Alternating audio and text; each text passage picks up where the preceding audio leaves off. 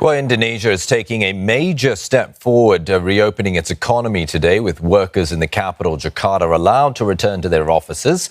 And restaurants and standalone retail shops will also be open, Julie.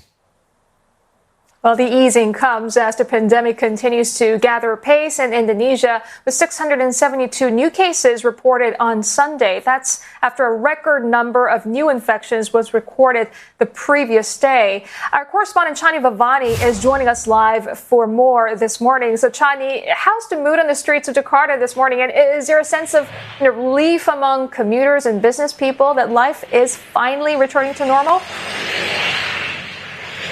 That's right. It is the first day that offices, independent retail shops, standalone restaurants, factories, among others, are allowed to reopen. Jakarta began enforcing large-scale social restrictions on April 10th, so workplaces have been closed off for about 2 months now, with staff working from home. Now, the situation today appears to be getting back to normal on the streets of Jakarta. The capital's notorious traffic resuming once again. I'm sure you can see the cars behind me as well, and lots of people at the station as well. There is certainly a sense of relief coming out from people that they can be out of their homes and back at work again.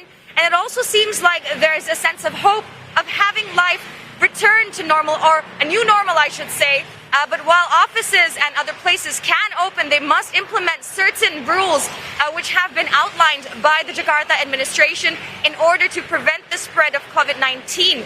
Now, aside from the fact that masks are mandatory, all locations can only accommodate and operate at 50% capacity, with half of staff still working from home. Now, the employees who do come into work need to come in different batches, and there needs to be regular hand washing, and safe distancing needs to be carried out as well.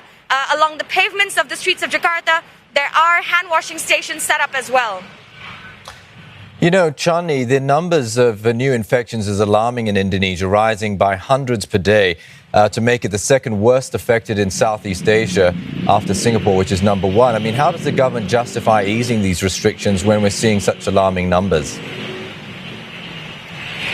Well, when authorities made the decision to begin easing the restrictions last week, Jakarta Governor Anies Baswedan said that Jakarta had shown a positive trend in the factors used to make the decision. That's epidemiology, public health, and health facilities. Now, the capital's rate of transmission for the virus, according to the governor, was below 1, and there has been a downward trend in the number of positive cases in terms of public health, and Jakarta has the necessary health facilities to take care of patients as well, he said.